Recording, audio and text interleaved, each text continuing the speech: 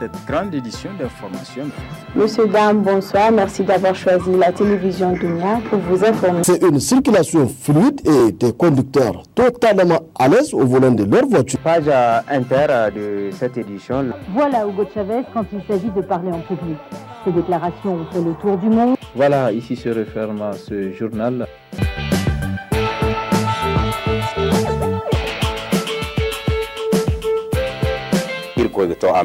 wai ne da manti kala harino kan da bore na bongu sibanda masu kallon da sauraron mu barkanmu da yau.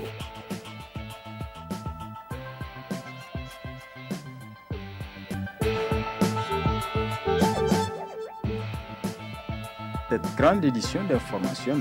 Monsieur, dame, bonsoir. Merci d'avoir choisi la télévision Dunia pour vous informer. C'est une circulation fluide et des conducteurs totalement à l'aise au volant de leur voiture. Page inter de cette édition. Voilà Hugo Chavez quand il s'agit de parler en public. Ces déclarations ont fait le tour du monde. Voilà, ici se referme ce journal.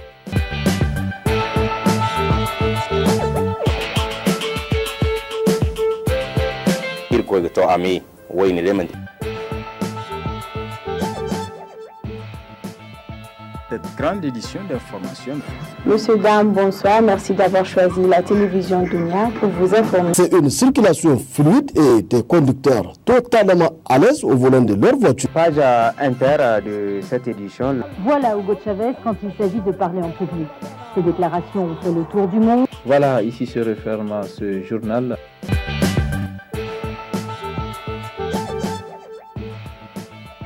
Cette grande édition d'information. Monsieur, dame, bonsoir. Merci d'avoir choisi la télévision Dunia pour vous informer. C'est une circulation fluide et des conducteurs totalement...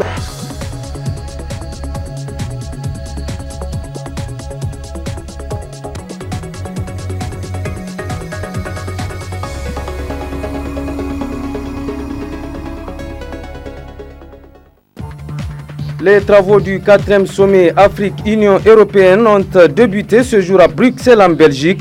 Un sommet qui voit la participation de plusieurs chefs d'État dont le Nigérien Issoufou Mahamadou.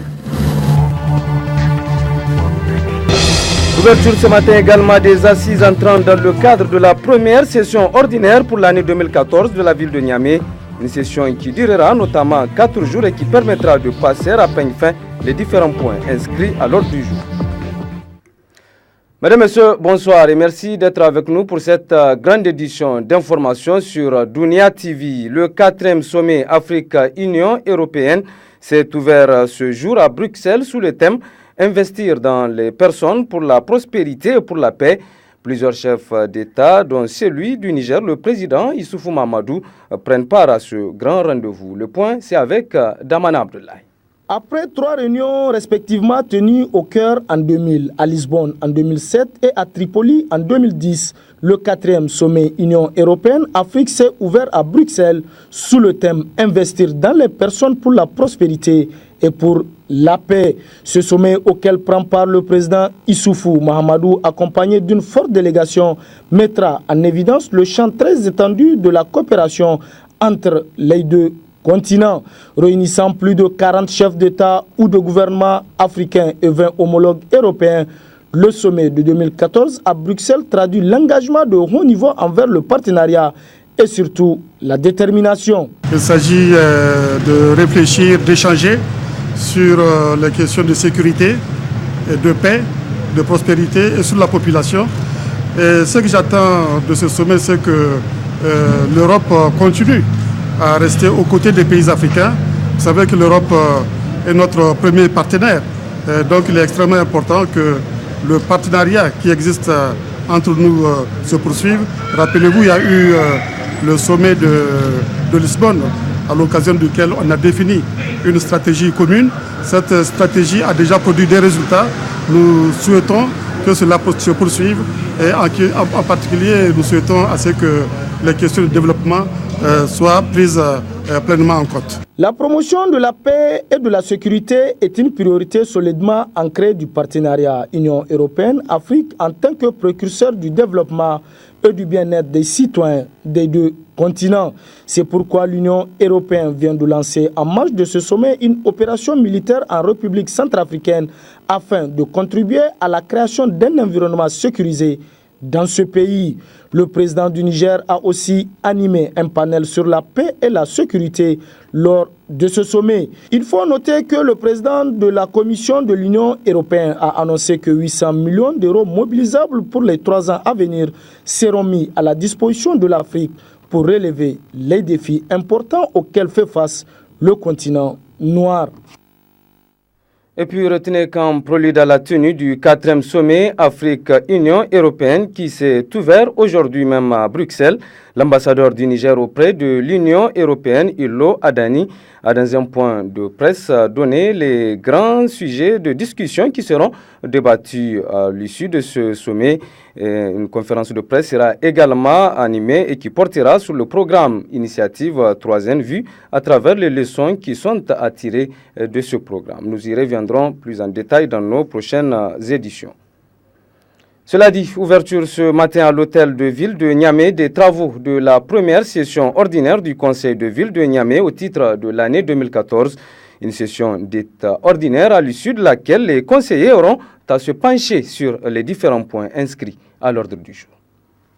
8 points sont inscrits à l'ordre du jour de cette première session ordinaire du Conseil de ville de Niamey au titre de l'année 2014. Le président du Conseil de ville de Niamey a dans son discours d'ouverture remercié les conseillers pour leur présence effective avant de se pencher sur l'ordre du jour de cette présente session. Il a par ailleurs salué et remercié le président de la République pour ses énormes efforts qu'il ne cesse d'apporter afin de faire de notre capitale Niamey une ville moderne et émergente. Ce conseil dont l'ordre du jour se décline sur 8 points, tous aussi importants les uns que les autres, nous permettra essentiellement d'examiner l'exécution du budget de l'exercice 2013 et surtout le compte administratif 2013 de l'ordonnateur et de sa concordance avec le compte de gestion 2013 du receveur, et ce, conformément aux dispositions des textes réglementaires. Comme vous le savez, l'évaluation de l'exécution du budget 2013 est un exercice pédagogique intéressant à plus d'un titre parce qu'il nous permettra de capitaliser les réussites et les erreurs passées pour nous projeter vers une gestion rationnelle des ressources financières qui sont les nôtres. Au terme de ce discours, je voudrais qu'ensemble nous portions notre reconnaissance, nos encouragements et notre appui à son Excellence M. Issoufou Mahamadou, président de la République, chef de l'État, qui à travers son ambitieux programme Niamey-Niala est en train de doter la ville de Niamey, notre chère capitale, d'infrastructures modernes, dignes d'une capitale émergente. En effet, en dehors du premier échangeur, la ville de Niamey bénéficiera d'un deuxième, de la construction de 40 km de route et de la réalisation de la première gare ferroviaire au Niger, dont tous les travaux ont déjà démarré. Durant 4 jours, les conseillers auront à examiner les points inscrits à l'ordre du jour, examen à l'issue duquel plusieurs résolutions et recommandations seront prises pour la bonne marche du Conseil de ville de Niamey.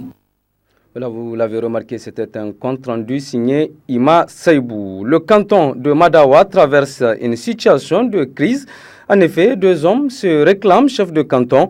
Le premier se prépare à être investi le 5 avril prochain, tandis que le second a prévu son intronisation pour le 12 avril. Bref, la situation est tendue là-bas et le coordinateur du Monzadem, Souley Oumarou, autant pour moi un appel au calme. En tant qu'acteur de la société, qu'est-ce qui nous préoccupe aujourd'hui? C'est de se retrouver face à une situation. Déjà, le gouverneur de Tawa, au fil de toute cette décision de justice, a décidé de convoquer ces élections. Il y a eu un nouveau chef qui est actuellement sur les règnes au niveau de Tawa, mais qui n'a pas fait son intronisation. Aujourd'hui, nous sommes face à une situation. Ce chef qui est en activité, qui a été élu par l'arrêté numéro 102 du gouverneur de Tawa, qui a été annulé par l'arrêté numéro 11/096 de la Cour d'État. Ces chefs de canton-là, à savoir Mahamadou Manirou, organise son autorisation le 12 avril. Et les chefs qui a été réhabilité, à savoir Maman Bako, qui a été réhabilité par la Cour d'État et par le tribunal de première instance de Konni, lui-même organise son autorisation les 5 de ce mois. Et aujourd'hui, la tension est vive au niveau de Madawa. Et vous savez, vous allez accepter avec nous que notre organisation, surtout à cause de ses affinités qu'il a à Madawa, compte tenu du fondateur de cette structure, que Dieu est son âme, et de Madawa, on ne peut pas rester à reste. On ne peut pas rester pour dire que X a raison ou bien X a tort. Nous, notre principe, c'est quoi? Il y a des citoyens qui risquent de s'amener à une situation d'affrontement. Et nous sommes convaincus que le président actuel, du temps qu'on a vécu avec lui et jusqu'à présent qu'il est au règne de ce pouvoir-là, les respects de la justice, des arrêts de justice sont très importants pour lui. Et nous sommes convaincus que jusqu'à présent, si cette histoire continue à s'aimer la polémique, c'est puisque les autorités actuelles ne sont pas au parfait ou bien n'ont pas cherché à être au parfait de ce qui est en train de se passer à Tawa et à Madawa. Donc c'est pour cela que nous avons appelé pour tirer la sonnette d'alarme. Pour un seul objectif, c'est que le ministre de l'Intérieur doit prendre toutes les dispositions nécessaires, pas pour dire que X a raison ou Y a raison, pour ne pas arriver à l'affrontement. Puisque je suis convaincu, Maman Bako, qui a décidé d'organiser son investissement sur les 5, les camps de Manure ne va pas accepter. Et subséquemment, si nous arrivons le 12 également, il y aura les matchs retour. Je m'excuse du terme, il va y avoir un match retour. Donc c'est pour cela, pour éviter que les sangs des citoyens soient versés pour rien, ou bien qu'il y ait cette situation, qu'il y ait une situation de tension à l'intérieur de cette ville inutilement. C'est pour cela que nous avons voulu profiter de votre antenne pour appeler le ministre de l'Intérieur et toutes les autorités au plus haut niveau, afin que ces problèmes-là soient pris en charge pour que nous n'arrivions pas à cette attribut d'affrontement. S'il y a un test de justice qu'il faut le respecter, il faut le respecter. Il y a des décisions de justice. Il y a également les décisions du gouverneur d'Ottawa. Maintenant, c'est à l'État de prendre en charge ces problèmes et de les régler sans effusion de sang, sans qu'il y ait quelqu'un qui va se centraliser autour de cette question-là. Je vous remercie. Souley Oumarou est le coordinateur du Monzadem. Suite de ce journal, la Loterie nationale du Niger, la Lonani, a encore fait des heureux gagnants. De ce parieur sont faits multimillionnaires le week-end dernier. La cérémonie de remise de l'eau s'est déroulée ce matin au siège de la Lonani. Retrouvons Seni Maikido Jibril. 11 329 500 francs CFA et 10 627 000 francs CFA, c'est les cagnottes remportées par M. Oumarou Halidou, parieur de la région de Tawa, et M. Ibrahim Sahirou, parieur de la région de Zander, respectivement dans l'ordre exact d'arrivée du quintet de la 88e journée du PMU Niger. Par ce gain, ces heureux gagnants rejoignent ainsi la liste des multimillionnaires de l'année 2014 en occupant les rangs de 118e et 119e multimillionnaires. La Loterie nationale du Niger est en train d'assumer sa mission de collecte et de redistribution de l'épargne à la grande satisfaction de sa clientèle. Nous sommes aujourd'hui à cette cérémonie de remise de chèques aux 118e et 119e gagnants multimillionnaires pour les 3 premiers mois de l'année 2014. Faites la moyenne, vous trouverez que la loterie a fait quelques 40 multimillionnaires par mois. 40 familles nigériennes ont gagné de l'eau allant de 1 million à plus de 10 millions de francs CFA. Parieurs de leur état, Oumarou Halidou et Ibrahim Sahirou tombaient sous le charme du jeu et coïncident cette fois-ci avec leur chance. Très émus, ils nous livrent leurs impressions. Ce que je dois dire à notre gens, de jouer bien clairement, comme que Dieu nous donne tous la chance et nous sommes remerciés de l'autorité nationale. Mon argent là, ce que je compte à faire, je dois me construire une villa avec une voiture de transport et garder mes autres argent dans ma poche. Les gens qui jouent encore, je dois leur dire de bonne chance à tous. Et à nous tous encore. Ah, c'est maintenant que j'ai commencé à jouer. Pour le mois, ce que j'ai gagné là, c'est pour construire. Et ce qui reste peut-être, bon, je vais payer quelque chose et c'est comme ça en réalité, quoi. J'ai surtout la construction. Comme je n'ai pas une maison, je vais faire une maison. Et c'est affaire de calculer là, c'est la chance. Hein. Des fois encore, il faut bien regarder les chevaux, quoi. Ah oui. Sinon, j'ai les étudier et tout ça là. Donc vraiment, si le monsieur a une chance, c'est facile. Hein. Parieurs du PMU Niger, continuez à faire vos paris afin d'avoir la chance de faire partie de la grande famille des multimillionnaires de la Lolani. Car avec la Lolani, c'est la fortune aux gagnants et les bénéfices à la nation. Et bon usage de votre service. En visite de travail au Niger au titre de l'Association mondiale des journaux et éditeurs de la presse, Amadou Konaté a notamment eu des rencontres avec les autorités nigériennes avec qui ils ont échangé sur les questions relatives à la presse nigérienne. À ce sujet, justement, ce dernier a d'ailleurs animé un point de presse cet après-midi. De toutes les autorités que nous avons rencontrées, que le chef de l'État n'avait pas bougé d'un iota sur son engagement vis-à-vis de la DTM et de la vision derrière la DTM.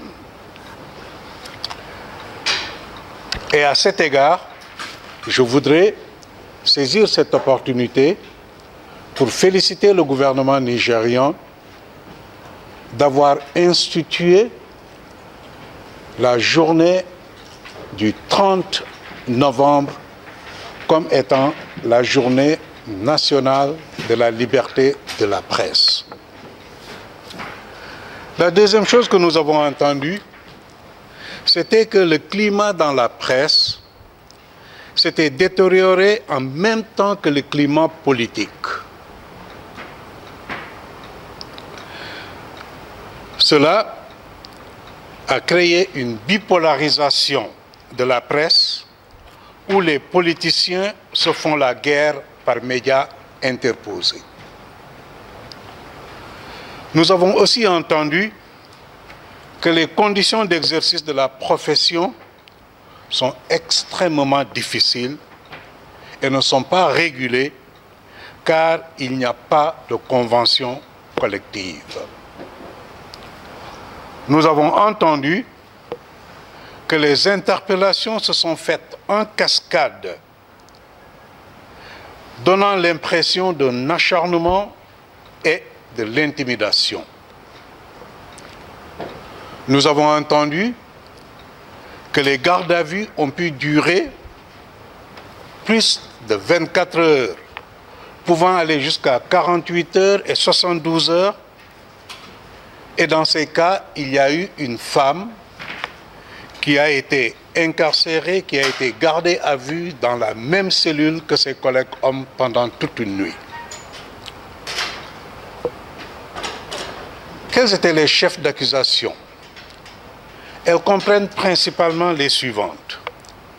D'abord, le délit de presse. Et dans chacun des cas, quand nous avions demandé, on nous a informé que ces chefs d'accusation, notamment de délit de presse, n'étaient pas qualifiés. Les chefs d'accusation comprenaient aussi la diffusion de propos ethno-régionalistes. Les chefs d'accusation comprenaient l'appel à faire tomber un gouvernement qui avait été démocratiquement élu. Les chefs d'accusation, c'était outrage à un chef d'État et manque de preuves. Nous avons aussi entendu que les interpellations ne se sont pas toujours faites dans le respect des procédures. Parmi ces procédures, il y avait le respect de la chaîne de responsabilité qui n'a pas toujours été respecté. Dans un organe de presse, on nous a informé que les interpellations devraient au premier chef s'adresser au promoteur, au directeur, au red-chef. Mais que dans la majeure partie des cas, il s'est agi d'aller directement vers les rédacteurs en chef ou vers les journalistes. Restons toujours dans le monde de la presse avec cette fois-ci le président du Conseil supérieur de la communication qui a animé ce matin un point de presse. Celui-ci est relatif aux sanctions et aux mises en demeure adressées à certains médias privés, tout comme publics. Suivons donc un extrait de l'intervention du président Abdrahmane Ousmane. Au cours donc de la dernière plénière, donc session du mois de mars, le Conseil supérieur de la communication a examiné des rapports relatifs à des cas de saisine d'office, mais également des plaintes. Et les saisines d'office, comme je l'ai dit tantôt, sont l'initiative du CSC lui-même. Alors que les plaintes, elles émanent des personnes qui sont physiques ou morales extérieures à notre institution. À l'issue donc de l'examen des différents rapports ayant fait l'objet de saisine d'office, le Conseil a eu à prendre les mesures suivantes. 4 télévisions ont été mises en demeure. Il s'agit de Télé Sahel, de la télévision Saronia, de la télévision Labari, de la télévision Tambara et la télévision Canal 3. Une radio a été mise en demeure également. Il s'agit de la radio alternative. Un organe de presse écrite a été mis en demeure. Il s'agit du quotidien L'Enquêteur. Une télévision a écopé d'un avertissement écrit. Il s'agit de la télévision Bonferré.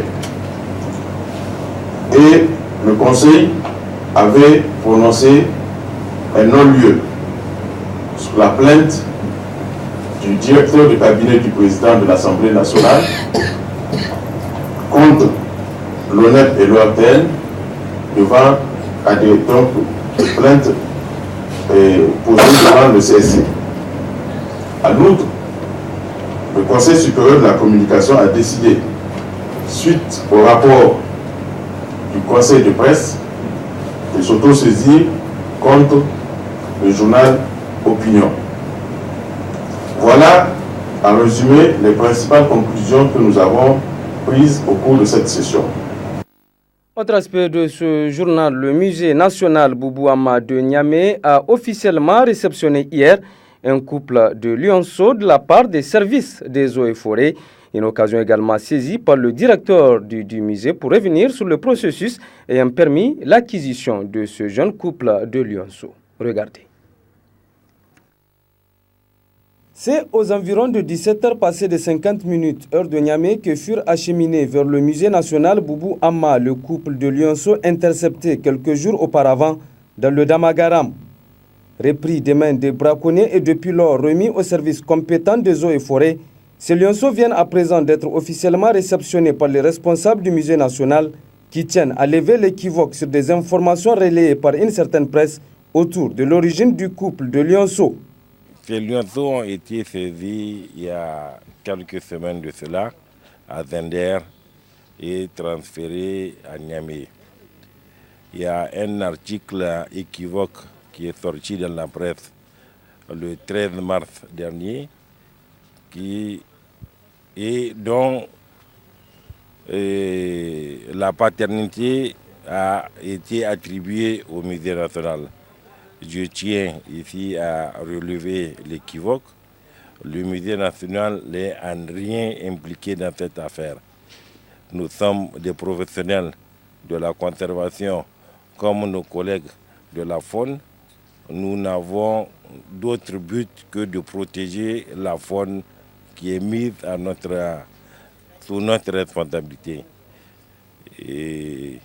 L'article du 13 mars dernier était pour moi un non-sens, puisqu'il parlait de la convention de Ramsar. Et moi et mes collègues de la faune savent que la convention de Ramsar s'occupe des zones humides et non des grands fauves qui sont des lions. et d'autres espèces encore. Donc pour moi c'était un entente. Dès que j'ai vu cet article-là, j'ai rendu compte à mon ministre pour lui dire que le musée n'est en rien impliqué dans cette affaire. Et si aujourd'hui des lions sont revenus au musée, c'est à mieux. Nous contribuons autant que nos collègues de la faune à la préservation de la faune nationale. Donc je ne vois pas de problème particulier dans cette affaire. Le transfert au musée national Boubou Ahmad de Niamey de ces 2 lionceaux permettra ainsi de dissiper les rumeurs les plus folles sur la provenance d'origine du jeune couple. Un couple dont la venue permettra à ce grand site touristique par excellence de confirmer davantage sa stature de l'un des plus grands et plus riches musées de la sous-région. Dernier aspect de ce journal, les jeunes à risque en agriculture de la région de Tillabéri bénéficient depuis hier d'une formation technique. Il s'agit d'une initiative du Centre de formation professionnelle et technique de Tillabéri, soutenu par le programme USAID PDF2. Ismaël Beidi. Former 25 jeunes à risque, dont 3 filles et 22 garçons en technique culturelle de contre-saison, pluviale et risicole pour une durée de 6 mois et les doter à la fin de leur formation des kits individuels pour qu'ils se mettent à leur compte avec le suivi rapproché des techniciens du Centre de formation professionnelle et technique de Tillabéri. C'est l'objectif visé à travers ce lancement officiel du projet Jeunes à risque en agriculture dans la région de Tillabéri. Ce projet est financé par le programme Paix à travers le développement USAID PDF2 en collaboration avec le Centre de formation professionnelle et technique de Tillabéri. Après le mot de bienvenue du maire de la commune urbaine de Tillabéri, ce fut au tour du directeur du centre d'adresser ses remerciements à l'endroit de l'USAID PDF2 pour sa contribution dans la mise en œuvre de ce projet, avant de faire une brève présentation de son centre. Le CPT de Tillabéri accueille des jeunes filles et garçons titulaires du BEPC pour un cycle de 2 ans en formation initiale, sanctionné par le BEP, brevet d'études professionnelles, dans les filières suivantes: agriculture, bâtiment, construction métallique, mécanique auto et menuiserie bois. Le centre est aussi habilité à organiser des formations continues et des formations à l'alternance. À l'heure actuelle, le centre a un effectif de 106 élèves, dont 5 filles et 101 garçons, formés par 25 enseignants. Le coordinateur régional USAID PDF2 de Tillabéri, pour sa part, il a exhorté les apprenants à une participation régulière et assidue aux cours théoriques et pratiques afin de s'approprier des connaissances gages de leur réussite. Votre réussite encouragerait d'autres jeunes à embrasser cette activité professionnelle et favoriser l'éclosion de jeunes producteurs capables d'apporter leur modeste contribution dans la lutte contre l'insécurité alimentaire dans la région de Tillabéri et de vous autonomiser. Je voudrais, avant de terminer, remercier le directeur départemental d'agriculture de Tillabéri qui a bien voulu mettre à notre disposition des semences de qualité pour aider ces jeunes dans la mise en œuvre de leur projet. Nous souhaitons que ce partenariat puisse continuer pour le bonheur et la réussite de ces jeunes. Pour le secrétaire général adjoint du gouvernorat de Tillabéri, cette formation professionnelle du programme USAID PDF2 rentre dans la droite ligne des idéaux des autorités de la 7e République. En ce qui concerne l'initiative 3N, les Nigériens nourrissent les Nigériens. En renforçant vos connaissances en matière de production culturelle et risicole, à travers ce projet, on crée en vous les conditions de vous occuper, d'assurer vos besoins alimentaires et générer des revenus substantiels pour assurer votre propre avenir. En cela, vous participerez sans nul doute à la lutte contre l'insécurité alimentaire et le processus de développement local de votre commune. Au cours de cette formation qui durera 6 mois, plusieurs thématiques seront abordées comme la préparation de sites de culture, théorie et pratique sur la mise en place des pépinières, des cultures maraîchères et rizicoles, le suivi des activités maraîchères, vivrières et rizicoles, ainsi que leur résilience à l'extrémisme violent. Voilà, mesdames et messieurs, c'est sur cette correspondance de notre correspondant permanent dans la région du fleuve que se referme cette édition d'information. Merci de l'avoir suivi et restez câblés. Le programme se poursuit sur la H24. Au revoir.